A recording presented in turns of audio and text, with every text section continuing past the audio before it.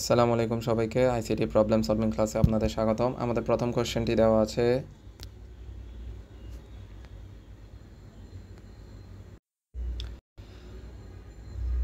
এক নম্বর কোশ্চেনটি দেওয়া আছে, বিল্ডিং, পাহাড়, পর্বত সহ যে কোনো বাধা অতিক্রম করতে পারে।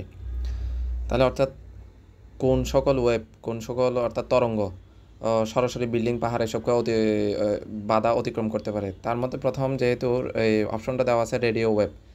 রেডিও ওয়েভের সাথে আমরা সবাই কম বেশি পরিচিত। আমরা যে বাসায় যে রেডিও শুনি, বোঝাই যাচ্ছে আমরা বাসায় বসেই তো শুনি। তাহলে আমরা শহরে যারা থাকে তারা অবশ্যই বিল্ডিংয়ে বসবাস করি। দেখা যাচ্ছে কি রেডিও স্টেশন থেকে সরাসরি ওই যে তরঙ্গের মাধ্যমে ওদের ডাটাগুলো আমাদের কাছে সরাসরি আসতেছে। তাহলে বোঝা যাচ্ছে রেডিও ওয়েভ অবশ্যই কি বিল্ডিং, পাহাড়, পর্বতসমূহ যে কোনো বাধা অতিক্রম করতে পারে। এরপর 2 নম্বর অপশনের যাওয়ার আগে আমরা যদি 3 নম্বর অপশনটা দেখি, তাহলে হচ্ছে স্যাটেলাইট মাইক্রোওয়েভ। স্যাটেলাইট মাইক্রোওয়েভের মাধ্যমে আমরা মনে রাখবে বিদেশে কল করা বা যে আমরা টেলিভিশন দেখতে পাচ্ছি সেগুলো আসলে স্যাটেলাইটের মাধ্যমে আসে। তাহলে বোঝা যাচ্ছে টেলিভিশনটা অবশ্যই আমাদের বাসার ভিতরেই থাকে, বাসা অবশ্যই বিল্ডিংয়ের ভিতরেই আছে। তাহলে বোঝা যাচ্ছে স্যাটেলাইট মাইক্রোওয়েভের মাধ্যমে কি যে কোনো বাধা বিপত্তি অতিক্রম করে কি আমাদের কাছে ডাটা আসতে পারে। কিন্তু আপনি যখনই লক্ষ্য করবেন টেরেস্ট্রিয়াল মাইক্রোওয়েভের একটা সুন্দর একটা চিত্র এখানে দেওয়া আছে। টেরেস্ট্রিয়াল মাইক্রোওয়েভ এর সাথে আপনারা সচরাচর পরিচিত হয়ে থাকবেন। সেটা হচ্ছে কি বিল্ডিংয়ের উপরে কয়েকটি টাওয়ার দিয়ে এরকম কয়েকটা অ্যান্টেনার মাধ্যমে এই ধরনের ওয়েবগুলো একটার সাথে আরেকটা কি কানেকশন দেওয়া হয়। টেরেস্ট্রিয়াল মাইক্রোওয়েভের একটা বৈশিষ্ট্য হচ্ছে এটা কি মানে বিল্ডিং, পাহাড়, পর্বত এসব বাধা অতিক্রম করতে পারে না। তাই সাধারণত এসবগুলোকে কোথায় দেখা যায়, বিল্ডিংয়ের উপর বা কোনো উঁচু স্থানে টাওয়ারের মাধ্যমে এসব ওয়েব আদান প্রদান করা হয়।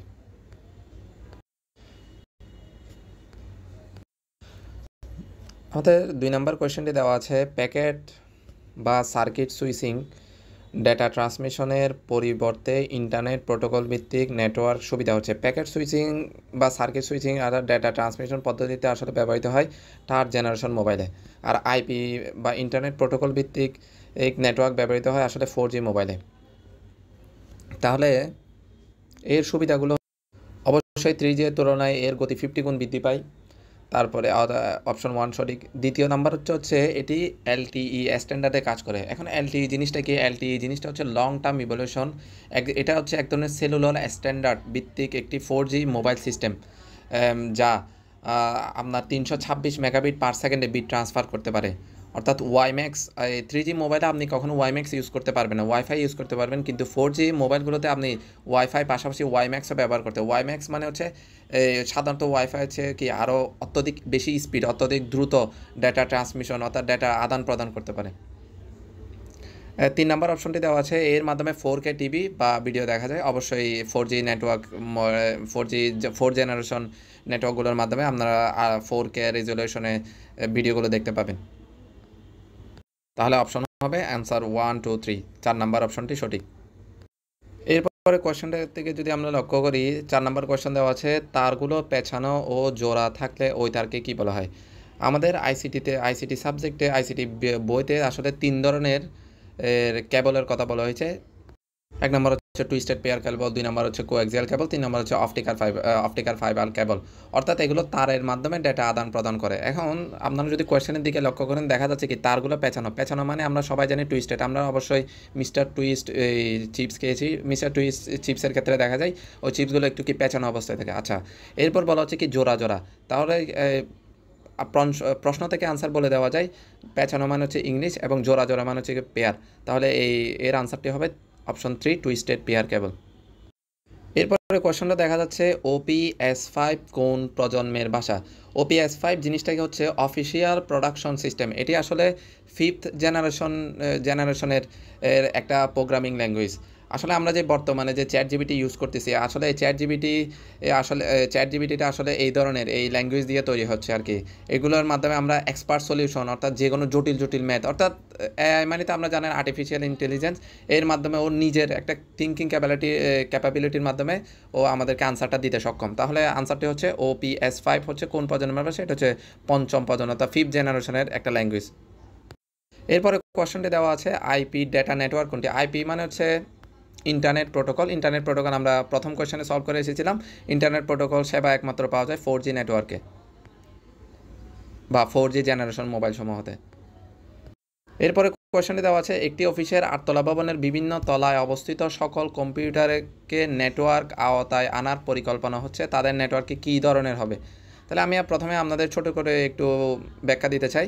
প্যান মানে হচ্ছে পার্সোনাল এরিয়া নেটওয়ার্ক, যেটা সাধারণত আমাদের বাসা বাড়িতে থাকে, অর্থাৎ একটা রুমের ভিতর অথবা পাশাপাশি দুইটা রুমের ভিতর আমরা যে ওয়াইফাইয়ের মাধ্যমে যেই পরস্পরের সাথে বা অনেকগুলো কম্পিউটারের সাথে যেভাবে সংযুক্ত থাকে, আসলে এটা হচ্ছে পার্সোনাল এরিয়া নেটওয়ার্ক। দেন হচ্ছে WAN, এটা হচ্ছে কি ওয়াইড এরিয়া নেটওয়ার্ক, অর্থাৎ একটা বিস্তৃত এলাকা, মানে একটা সোসাইটির মধ্যে যেই নেটওয়ার্কটা আসলে তৈরি হয়। তারপর হচ্ছে ম্যানটা হচ্ছে মেট্রোপলিটন এরিয়া নেটওয়ার্ক, পুরো একটা মেট্রোপলিটন এরিয়া, অর্থাৎ 10 কিলোমিটার একটা রেঞ্জের মধ্যে যে একটা মেট্রোপলিটন এলাকা, ওই এরিয়ার মধ্যে যদি অনেকগুলো কম্পিউটার একসাথে সংযুক্ত থাকে তাকে এটা বলা হয় কি মেট্রোপলিটন এরিয়া নেটওয়ার্ক। এখন ল্যানটা হচ্ছে কি লোকাল এরিয়া নেটওয়ার্ক, এটা খুবই সামান্য ছোট একটা নেটওয়ার্ক, এর বিস্তৃতি হচ্ছে কি 1 কিলোমিটার পর্যন্ত। তাহলে যেহেতু একটা বিল্ডিংয়ের মধ্যে আমাদের এই নেটওয়ার্কটা তৈরি করতে হবে, তাই আমাদের উচিত কি লোকাল এরিয়া নেটওয়ার্কটাই ব্যবহার করা। এরপরে কোয়েশ্চনটির দিকে যদি লক্ষ্য করি, দুইটি চিত্র দেওয়া আছে, চিত্র 1 এবং চিত্র 2। বলা হচ্ছে কি চিত্র 2 কোন ধরনের টপোলজি। চিত্র 2 আসলে একটা বাস টপোলজির উদাহরণ। কেন বাস টপোলজি বলতেছি, কারণ এখানে অনেকগুলো কম্পিউটার, অনেকগুলো নেটওয়ার্ক ডিভাইস একটা মূল একটা তারের সাথে যুক্ত। এই মূল তারকে বলা হয় ব্যাকবোন। আমাদের মেরুদণ্ডের মতো এটা কি একটা ব্যাকবোন হিসেবে কাজ করে, তাই বলা যায় কি এটা একটা বাস টপোলজির উদাহরণ। তাই বাস টপোলজির চিহ্ন হচ্ছে কি একটা মূল একটা কেবল থাকবে, এটাকে বলা হয় নেটওয়ার্ক ব্যাকবোন, তাই এটা বাস টপোলজির উদাহরণ। কম্পিউটার ইথিক্স, এরপরে কোয়েশ্চনটার দিকে যদি আমরা লক্ষ্য করি, কম্পিউটার ইথিক্সের নির্দেশনা কয়টি। কম্পিউটার ইথিক্স জিনিসটা হচ্ছে কম্পিউটারের নৈতিকতা, অর্থাৎ কম্পিউটারটা কেমনে ইউজ করব, এটার আসলে নৈতিকতাটা একটু আমাদের বইতে দেওয়া আছে। এটার নৈতিকতা হচ্ছে 10টি, সবাই একটু কষ্ট করে পড়ে নেবেন। এরপরে কোয়েশ্চনটার দিকে যদি আমরা লক্ষ্য করি 10 নম্বর, 300 গিগাহার্জ থেকে 400 টেরাহার্জ পর্যন্ত ফ্রিকোয়েন্সি বলা হয়। আসলে এটা একটা ট্রিকি কোয়েশ্চেন, বইয়ের সাথে মিলাতে গেলে আসলে আনসারটা দিতে পারবে না, একটু মাথা খাটিয়ে একটা আনসারটা দিতে হবে। আমরা যদি প্রথমে রেডিও ওয়েভের দিকে তাকাই, রেডিও ওয়েভের ফ্রিকোয়েন্সি হচ্ছে 3 কিলোহার্জ থেকে 300 গিগাহার্জের মধ্যে। আচ্ছা, এটা পাইলাম। এরপর আমরা যদি ইনফ্রারেড এর রেঞ্জটা ফ্রিকোয়েন্সিতে কাজ করা হচ্ছে, সেটা হচ্ছে 300 গিগাহার্জ থেকে 430 টেরাহার্জের মধ্যে। তাহলে একটা অপশন পেয়ে গেলাম যেটার সাথে সামঞ্জস্যপূর্ণ, সেটা হচ্ছে কি ইনফ্রারেড, যার রেঞ্জ হচ্ছে 300 গিগাহার্জ থেকে 430 টেরাহার্জের মধ্যে, যেটা আমাদের প্রশ্নের সাথে অনেকটা সামঞ্জস্যপূর্ণ। তারপর 3 নম্বর কোয়েশ্চনটার দিকে যদি আমি লক্ষ্য করি, মাইক্রোওয়েভের রেঞ্জ হচ্ছে আসলে 300 মেগাহার্জ থেকে 300 গিগাহার্জ। তাহলে যে জিনিসটা আমাদের একেবারে রেডিও ওয়েভ ছাড়া বাকি দুইটা কিন্তু অনেকটা প্রশ্নের সাথে কি সামঞ্জস্যপূর্ণ, তাই এটা কি আমরা আনসার হিসেবে 1 এবং 3 দিতে পারি। তাহলে আমাদের আনসার হচ্ছে খ নাম্বার 1 ও 3। এরপরে কোয়েশ্চনটার দিকে যদি লক্ষ্য করে 11 নম্বর, সাশ্রয়ীভাবে পাহাড়ি এলাকায় কার্যকর নেটওয়ার্ক স্থাপনের জন্য কোন মাধ্যমটি সুবিধাজনক। আমি আপনাদের ধাপে ধাপে জিনিসটা বুঝিয়ে দিচ্ছি। যেহেতু পাহাড়ি এলাকা বলতে একটা কি দুর্গম এলাকা, এখানে আসলে অপটিক্যাল ফাইবার আপনারা সবাই সাধারণত নাম শুনেছেন। অপটিক্যাল ফাইবার আসলে কি মাটির নিচ দিয়ে, তলদেশ দিয়ে আসলে এই ধরনের ফাইবারগুলো কি প্রবেশ করানো হয়। এখন পাহাড়ি এলাকাতে এত খনন করা সম্ভব না, তাছাড়া এটা দুর্গম এলাকা, কোথায় খনন করবে, এটা খুবই মানে সময় সাপেক্ষ এবং খুবই আসলে খরচ ব্যয়বহুল। আমাদের কিন্তু শর্তে দেওয়া আছে সাশ্রয়ীভাবে, তাহলে এখানে খুবই খরচ হতে পারে। রেডিও ওয়েভের ক্ষেত্রে সেম জিনিস। রেডিও ওয়েভ আসলে শহরে থাকে, এত দূরে ফ্রিকোয়েন্সি পাঠানো, তারপরে রেডিও স্টেশন তৈরি করা, এগুলো অনেক সময় সাপেক্ষ একটা ব্যাপার। ওয়াইফাই ব্যবহার করা যায়, ওয়াইফাই সাশ্রয়ী, কিন্তু একটা এলাকার কথা বলা হয়েছে, যেহেতু একটা এলাকার কথা বলা হয়েছে তাই আমরা ওয়াইফাই সরাসরি ব্যবহার করতে পারবো না, যেহেতু সাশ্রয়ী এবং এলাকায় বলা হয়েছে, তাই আমাদের অবশ্যই কি ওয়াইম্যাক্সটা ব্যবহৃত করতে হবে। ধন্যবাদ। 4th জেনারেশন ল্যাঙ্গুয়েজ, এরপরে কোয়েশ্চনটার দিকে যদি লক্ষ্য করি, 4th জেনারেশন ল্যাঙ্গুয়েজ এটা কয়েকটা উদাহরণ দেওয়া আছে, আপনারা একটু কষ্ট করে এই জিনিসগুলো একটু পড়ে নেবেন, এগুলো একটু মুখস্থ করা বিষয়। তাহলে আনসার হচ্ছে কি ইন্টেলেক্ট, আনসার হচ্ছে সি। 13 নম্বর কোয়েশ্চনে দেওয়া আছে মিজান বুয়েট ভর্তি পরীক্ষার সুযোগ পাওয়ার বিষয়টি ও কলেজের ছবি 3G প্রযুক্তির মাধ্যমে অতি দ্রুত তার বন্ধুবান্ধব আত্মীয় স্বজনকে জানায়, তাদের কেউ ভিডিও কল করে অথবা ফেসবুকে তাকে অভিনন্দন জানায়। উদ্দীপকে ব্যবহৃত প্রযুক্তির মাধ্যমে যে সকল সুবিধা পাওয়া যাবে, অবশ্যই আপনি কি করতে পারেন, আউটসোর্সিং করতে পারেন। 3G নেটওয়ার্ক দিয়ে আউটসোর্সিং করা যাবে, সমস্যা নেই। অনলাইন ব্যাংকিং অবশ্যই করা যাবে, ভার্চুয়াল ড্রাইভিংটাও করা যাবে। আসলে ভার্চুয়াল ড্রাইভিং করার জন্য এত হাই স্পিডের প্রয়োজন হয় না, মোটামুটি মিড রেঞ্জের একটা স্পিড, ডাটা ট্রান্সমিশন স্পিড পাওয়া গেলে আসলে কি এই ধরনের জিনিস করা যায় আর কি। ধন্যবাদ। আনসার হচ্ছে 1 2 3। 14 নম্বর কোয়েশ্চেনটিতে দেওয়া আছে রহিম বাসায় নেটওয়ার্ক স্থাপনের জন্য দোকান থেকে RJ45 কানেক্টর ও একটি সুইচ কিনে আনে। রহিমের বাসায় নেটওয়ার্কটি কোন টপোলজির হবে? RJ45 কানেক্টর এটা আসলে আমরা সাধারণত দেখে থাকি ওয়াইফাই কানেকশনের সময় যে কেবলগুলো দেওয়া থাকে, অর্থাৎ অনু মেশিনের সাথে আপনার রাউটারের একটা কানেকশন দেওয়া থাকে, ওইগুলোকে বলা হয় RJ45 কানেক্টর। এবং বলা হয়েছে কি একটি সুইচ মানে হচ্ছে সুইচ আপনারা সবাই দেখেছেন, সুইচ বইতে দেওয়া আছে, একটু কষ্ট করে সুইচের মানে ডিজাইনটা একটু দেখে নেবেন। তাহলে বলা হচ্ছে এই রহিমের বাসায় কোন টপোলজি ইউজ করতে হবে? অবশ্যই এটা হবে যে কি স্টার টপোলজি। কারণ স্টার টপোলজিটা যদি আপনারা লক্ষ্য করেন, স্টার টপোলজি আসলে দেখতে হচ্ছে একটা কেন্দ্রীয়ভাবে একটা সুইচ বা হাবও থাকতে পারে, এর আশেপাশে কি অন্যান্য নেটওয়ার্ক এলিমেন্ট, অন্যান্য নেটওয়ার্ক কম্পোনেন্টগুলো, কম্পিউটারগুলো এইভাবে সংযুক্ত থাকে, এবং একটা কি RJ45 কানেক্টর দরকার হয়। এই যে কানেকশনগুলো দেওয়া হয় এগুলো কি RJ45, এই কানেকশনগুলো আসলে কি RJ45 কানেক্টরের মাধ্যমে কি সংযুক্ত করা হয়, ঠিক যেমন কি আমাদের বাসায় অনু মেশিনের সাথে ওয়াইফাই রাউটারের যে কানেকশনটা।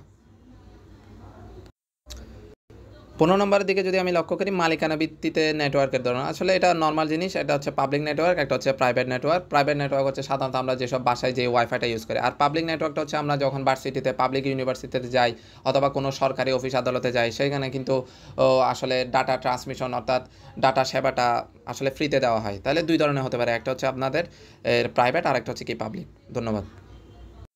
16 নম্বর কোয়েশ্চেনের দিকে যদি লক্ষ্য করি, আমাদের 1 নম্বর কোয়েশ্চেনটা যেটা দেওয়া আছে এটা হচ্ছে একটা স্টার টপোলজির উদাহরণ। দ্বিতীয় নম্বর যে কোয়েশ্চেনটা দেওয়া আছে সেটা হচ্ছে কি ম্যাশ টপোলজির উদাহরণ।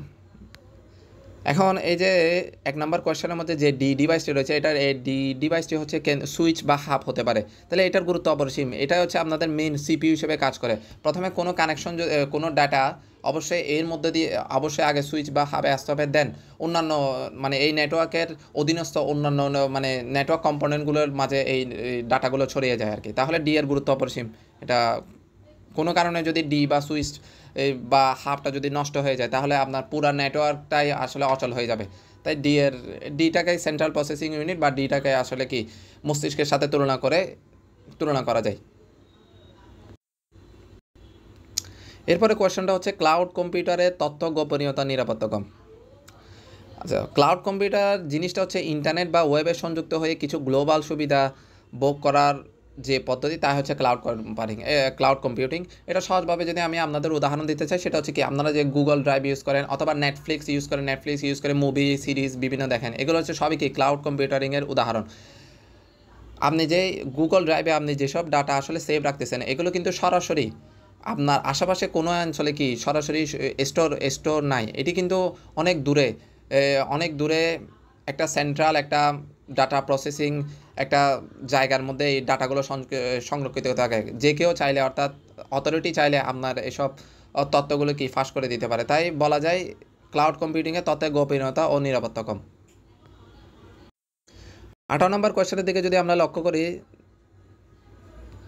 দেখা যাচ্ছে আমরা মনে রাখবেন ডাটা ট্রান্সমিশন মোড, অর্থাৎ কীভাবে ডাটাটা প্রেরণ হচ্ছে, এটা এই অনুসারে আসলে মোডকে 3 ভাগে ভাগ করা হয়। একটা হচ্ছে সিমপ্লেক্স, একটা হচ্ছে হাফ ডুপ্লেক্স, আর একটা হচ্ছে কি ফুল ডুপ্লেক্স। সিমপ্লেক্স জিনিসটা হচ্ছে আপনি যখন বাসায় টিভি দেখেন, অর্থাৎ এই টিভি উপস্থাপিকা আপনার কাছে নিউজ পড়ছে, কিন্তু আপনি টিভি উপস্থাপিকাকে সরাসরি কিছু বলতে পারছেন না, টিভির মাধ্যমে কিছু বলতে পারছেন না, এটাকে বলা হয় সিমপ্লেক্স। দেন হচ্ছে কি আপনি যখন ওয়াকিটকি, কোনো পুলিশের হাতে যখন ওয়াকিটকি দেখেন, ওয়াকিটকি একই সময়ে কিন্তু ডাটা উভয় প্রান্ত থেকে কিন্তু ডাটা আসা যাওয়া করতে পারেন। একটি নির্দিষ্ট সময় পর অপর প্রান্ত থেকে কি ডাটা আসতে পারে, অর্থাৎ আপনি যখন কিছু বললেন সরাসরি কিন্তু ওই ব্যক্তিটা ওয়াকিটকির মাধ্যমে তারা মানে ওই টাইমে কিন্তু আপনাকে কি ওই ডাটাটা কি প্রেরণ করতে পারবে না, একটু নির্দিষ্ট সময় পরে কিন্তু আবার ডাটাটা বেক করা যায়। অর্থাৎ হাফ ডুপ্লেক্স মানে হচ্ছে কি এই উভয় প্রান্ত থেকে কি ডাটা ট্রান্সমিশন করা যাবে, কিন্তু একই সময়ে সম্ভব নয়। এরপর 3 নম্বর যে জিনিসটা আছে সেটা হচ্ছে ফুল ডুপ্লেক্স। ফুল ডুপ্লেক্সে হচ্ছে মোবাইলে কথা বলা। ফুল ডুপ্লেক্সের ক্ষেত্রে কি একই সময়ে উভয় প্রেরক এবং প্রাপক ডাটাটা কি গ্রহণ করতে পারে। নন মেটালিক কেবলটি 20 নম্বর কোয়েশ্চেনের দিকে যদি লক্ষ্য করি, নন মেটালিক কেবল মাধ্যমটি ব্যাখ্যা করো। নন মেটাল হচ্ছে কি এখানে কোনো ধাতু নাই। আচ্ছা, নন মেটাল কেবল হলো অপটিক্যাল ফাইবার অপটিক্যাল কেবল, বিশেষভাবে পরিশুদ্ধ কাচের তৈরি, অত্যন্ত সূক্ষ্ম। আমাদের যে বাসায় ওয়াইফাই কানেকশনটা দেওয়া হয় আসলে এগুলো কি অপটিক্যাল ফাইবারের মাধ্যমে দেওয়া হয়। তাহলে অপটিক্যাল ফাইবার নিয়ে একটু কিছু আসলে তো আপনারা পড়ে নেবেন। ধন্যবাদ। ব্যান্ডউইথ মানে হচ্ছে প্রতি সেকেন্ডে যে পরিমাণ ডেটা এক স্থান থেকে অন্য স্থানে স্থানান্তরিত হয়, অর্থাৎ ডেটা স্থানান্তরের হারকেই ব্যান্ডউইথ বলা হয়। আমরা ব্যান্ডউইথ মানে আমরা স্পিড, ডাটা স্পিডটাকে আমরা যদি নর্মালভাবে এক্সাম্পল দিতে চাই, মনে করেন আপনি একটা ভিডিও, আপনি একটা 1 জিবির একটা মুভি ডাউনলোড করতে গিয়েছেন, দেখা যাচ্ছে কি ওয়াইফাইয়ের মাধ্যমে এই 1 জিবিটা ডাউনলোড হইতে আপনার সময় লেগেছে কত? 1 মিনিট। তাহলে এটা দ্বারা কি বোঝা যাচ্ছে? প্রতি সেকেন্ডে 10 MB করে কি আপনার ওই মানে আপলোড মানে জিনিসটা কি ডাউনলোড হচ্ছে, ওই মুভিটা ডাউনলোড হচ্ছে। অর্থাৎ যে সহজ ভাষায় বলতে গেলে প্রতি সেকেন্ডে কতটুকু ওই ভিডিওটা আসতেছে, কত MBর মানে ওই ভিডিওর কত অংশটা আসতেছে, এটা হচ্ছে কি মানে ব্যান্ডউইথ। অর্থাৎ ডেটা স্পিডটাকে আসলে ব্যান্ডউইথ বলা হয়। ধন্যবাদ।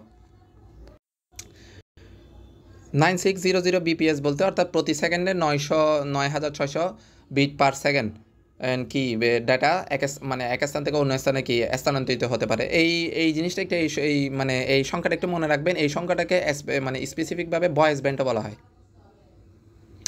এটি সাধারণত টেলিফোন সিস্টেমে ব্যবহৃত হয়। টেলিফোন লাইন ও ব্যান্ডউইথের ফ্রিকোয়েন্সি সাধারণত এত থেকে এত হয়ে থাকে। কোয়েশ্চনটা দেখা যাচ্ছে ডেটা ট্রান্সমিশনে আলো রশ্মি পরিবাহী তার উত্তম, অর্থাৎ অপটিক্যাল ফাইবারের কথা বলা হয়েছে। অপটিক্যাল ফাইবারের মাধ্যমে খুব দ্রুত ডাটা ট্রান্সমিশন হয়, তারপরে এখানে কি ডেটা লস হওয়ার সম্ভাবনা কম থাকে। এরকম আরও কয়েকটা মানে বিষয়ের কারণে, আরও কয়েকটা শর্তের কারণে মানে কি আপনার অপটিক্যাল ফাইবারটাই কি ডেটা ট্রান্সমিশনের জন্য কি ব্যবহার করা উত্তম।